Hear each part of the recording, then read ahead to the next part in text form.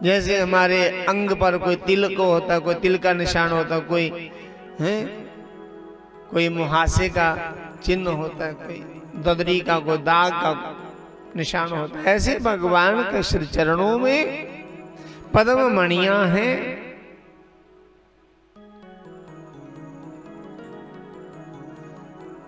जैसे हमारे पैर होते हैं ऐसे भगवान के चरणों के चिन्ह नहीं होते। भगवान के श्री चरणों के चिन्ह ऐसे हैं, अद्भुत हैं। उन चरण चिन्हों में बहुत से मंगलमय निशान अंकित हैं। किस किस के? धनुष, बाण, शंख, चक्र, गदा, पद्म। ये चिन्ह भगवान के चरणों में सदैव विद्यमान रहते हैं।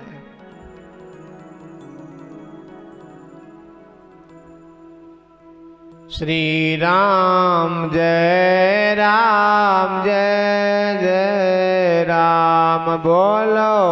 श्री राम जय राम, जय जय राम बोलो। श्री राम जय राम, जय जय राम बोलो। श्री राम जय राम, जय जय राम। जय सिया राम, जय जय सिया राम, जय सिया राम, जय जय सिया राम। श्री राम जय राम, जय जय राम। श्री राम जय राम, जय जय राम। जय सिया राम, जय जय सिया राम, जय सिया राम, जय जय सिया राम।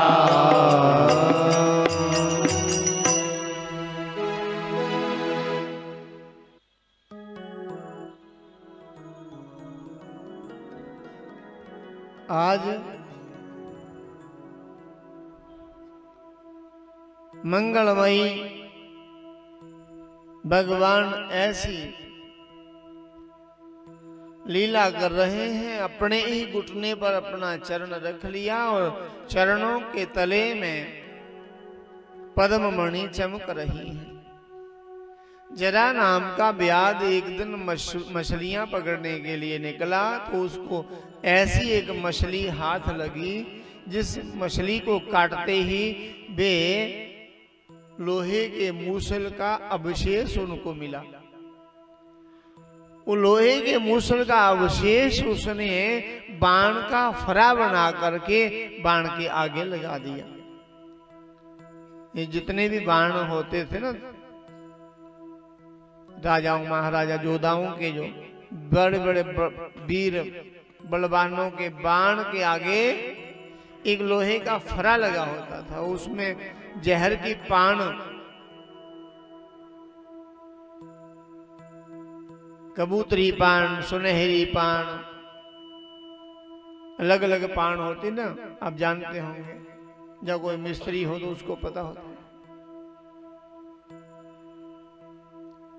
जहर की पान, जहरीली पान, उस पान के माध्यम से ही योद्धा अपने प्रतिद्वंदी को मार गिराते हैं।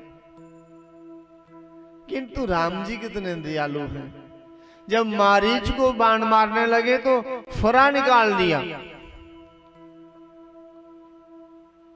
बिनु फर सर राम ते ही मारा, उतरियो सत योजन पारा। सिंधु के उस पार फेंक दिया, समुद्र के पार फेंक दिया।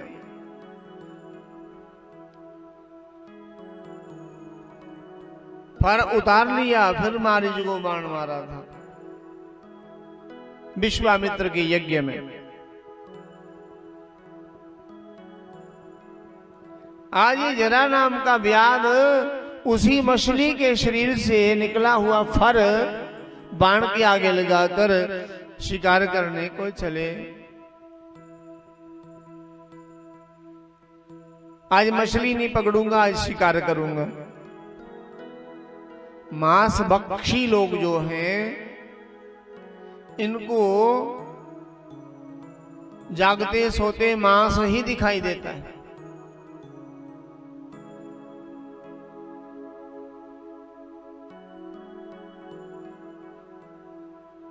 शिकार करने के लिए आया था और भगवान के चरणों में पद्म मणि चमक रही हैं, तो ये दिखाई दे दिया जरा नाम के व्याध को। और जरा नाम के व्याध ने मन ही मन विचार किया, ये हिरण की आंख है। पद्म मणि को क्या मान लिया? हिरण की आंख मान लिया। और हिरण की आंख मानकर कान तक तीर खींच करके मारा, भगवान के श्री चरणों में बाण लगा। दौड़कर व्याध पास आया, देखा ये तो द्वारकाधीश भगवान श्री कृष्ण जी तो हमारे राजा हैं, ये तो मेरे से बहुत बड़ा अनर्थ हो गया। जरा नाम का व्याध कहने लगा, प्रभु मुझे क्षमा कर दीजिए, मेरे से बहुत बड़ा अनर्थ हो गया, धोखे से बाण लग गया, मुझे क्षमा कर दो। भगवान ने कहा कोई बात नहीं व्याध, पिछली बार मैंने तुझे बाण मारा था, अब की बार तूने मुझे बाण मार लिया। जरा नाम का व्याध कहता है, प्रभु आपने कब बाण मारा था, मुझे तो याद नहीं है। भगवान कहते पिछले जन्म में तू ही बाली था, तब हम राम थे, तुझे जब मैंने बाण मारा था तू बड़ा दुखी हुआ था। धर्म है तो अवतरे ओ गोसाई, मारे हो मोहे बेयाद किनाई, मैं बैरी सुग्रीव प्यारा, अवगुण कवन नाथ मोहे मारा। धर्म की रक्षा के लिए आपका अवतार हुआ है, किंतु मुझे व्याध की भांति छुप करके मारा आपने। यदि मेरा भाई सुग्रीव आपका मित्र था तो मैं आपका बैरी कैसे हो गया? मित्र का भाई भी तो मित्र ही होता है। फिर कौन से दोष के कारण आपने मुझे मार दिया? मुझे मरने का गम नहीं है, किंतु युद्ध करके वीरोचित मुझे मृत्यु प्राप्त होती तो मैं वीर गति को प्राप्त होता, मुझे मरने का गम नहीं होता। ऐसा क्यों किया प्रभु? मैंने सुना है रघुवंशी बड़े वचन के पक्के होते हैं और बड़ी मर्यादा की मूर्ति होते हैं। आपने क्या मुझे मार करके पाप नहीं किया? किसी योद्धा को, किसी वीर को छुप के मारना पाप नहीं होता? तब भगवान ने कहा था, आज बड़े धर्म की दुहाई देने वाले मूर्ख वाली, जब तूने अपने भाई की पत्नी को अपना बना लिया तब तेरा धर्म कहां था? अनुज सखा भगनी सुत नारी, सुनु 60 कन्या समय चारी। मूर्ख, अनुज सखा, अपना अनुज छोटा भाई, अपना मित्र, भगनी, भगनी कहते सगी बहन को, सुत नारी अर्थात अपनी बहू, अपने पुत्र की पत्नी, ये चारों एक समान होती हैं। इन पर जो कुदृष्टि डालता है, ऐसे पापी को मारना कोई पाप नहीं होता। और ऐसे पापियों को मारने के लिए मैं सामने भी नहीं आता, क्योंकि मैं सामने आ जाऊंगा तो वो पापी नहीं रहेगा, उसके पाप मिट जाएंगे। इसलिए ऐसे दुष्टों को कभी मैं सन्मुख आके नहीं मारता। अनुज सखा भगनी सुत नारी, सुनु 60 कन्या समय चारी।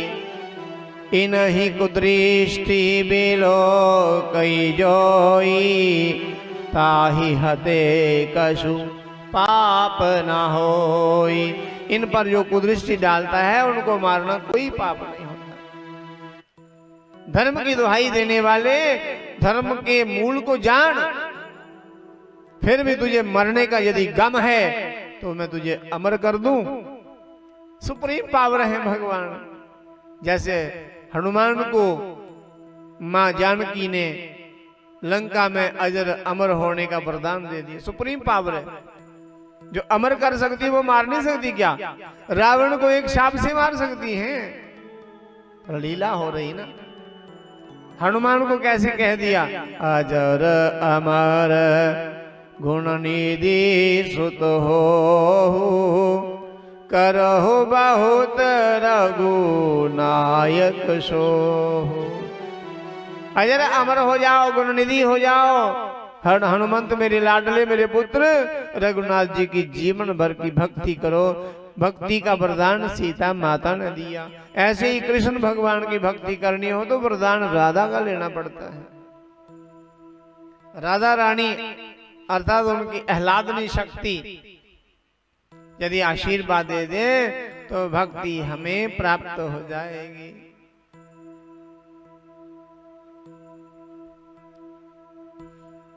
ये सुप्रीम पावर है। फिर भी तुझे मरने का गम है तो मैं तुझे जिंदा कर दूं। उस समय बाली ने कहा, प्रभु मत कहो मुझे बार बार पापी पापी, मुझे पापी कहकर अपना ही अपमान कर रहे हो। क्यों? क्योंकि पापियों के सामने कभी भगवान आते नहीं हैं। अब मैं कहां पापी हूं? जिसके सन्मुख परब्रह्म भगवान राम आ गए हो वो पापी नहीं हो सकता। प्रभु बताइए मैं क्या पापी हूं?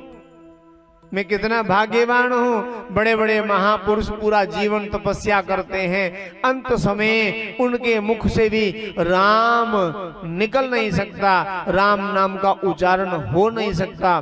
बड़े सारे ऐसे महापुरुष होते, अंत समय उनके मुख से राम राम कहना कठिन सा हो जाता है। वही जिनका नाम राम है वही साक्षात राम ही मेरे सन्मुख मूर्तिमान खड़े हैं। अब भी मैं क्या पापी हूं? मैं जिंदा होना नहीं चाहता। जिंदा होकर के फिर एक दिन मुझे मरना पड़ेगा, किंतु मरते समय फिर कभी मेरे सन्मुख राम आएंगे, इतना संयोग बनेगा। जन्म जन्म मुनि जतन कराई, अंतराम कहे आवत नाही। जन्म जन्मांतर तक मुनि लोग यत्न करते, किंतु अंत समय उनके मुख से भी राम नहीं निकलता। इसलिए प्रार्थना किया करो,